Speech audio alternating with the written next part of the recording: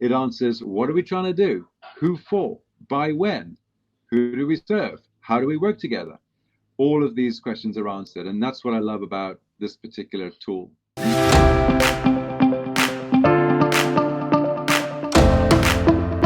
So it's important not just to have values, in this case, drive, and descriptive behaviors, as you can see highlighted here, but also that we give our employees a date and a goal. I like 2025 right now because that's sort of 3 years out, and to give them an effective goal to go for. The goal, think of the goal as the destination. And if you're concerned about your employees leaving, not staying loyal to your company, not being engaged, a great way to improve that is to give them, share a goal company-wide and measure your progress towards it. Now, this is what's different and why we're talking about this today. I'm not talking about a goal that's a revenue goal or a profit goal or a number of employees. It's a goal that speaks to the amount of goodness that your organization does for the world. It basically counts a number of the whys that you're putting into the world. That's where we touch the gut, if you like, the feeling of the people we're leading and make them feel good about what they're doing, which is a message that we are getting loud and clear every day, especially after COVID, is people don't just want a job. They want a job that has meaning and it makes a difference in the world. It's what we call purpose, right? It's what Simon Sinek talks about. So let's put, and in this case, you'll see this company said their why is to serve those who serve others. Why? So they can serve better. This company does software for social workers.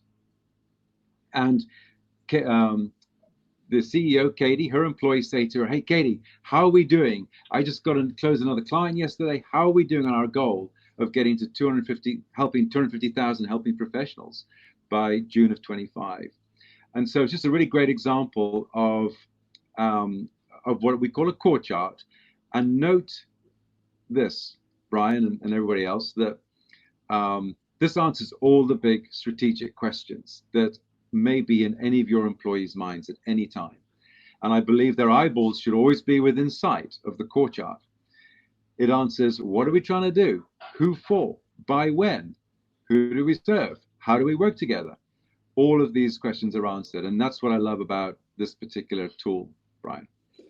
I love the purpose goal. See, that's something that I've not heard before, before talking to you about this. That seems like something that a lot of companies aren't necessarily doing, putting a number to that why. Exactly. We all know vision, mission, and values. Well, that's to me is kind of a bit 1980s. Today, it's important that we're certainly talking about values in a very specific way, but also that we're putting a number to our vision, if you like, and that's what we call the core purpose, and that is about the amount of goodness we're doing for the world. And by the way, it might mean when we build the spreadsheet to get to these numbers, it might mean it's certainly not about us or what we're achieving, or perhaps even our customers, but it might be what our customer's customer or our client's client. That may be where our service or product, Brian, really hits the road and delivers its value to the world. Brian and everybody else, that this answers all the big strategic questions that may be in any of your employees' minds at any time. And I believe their eyeballs should always be within sight of the core chart.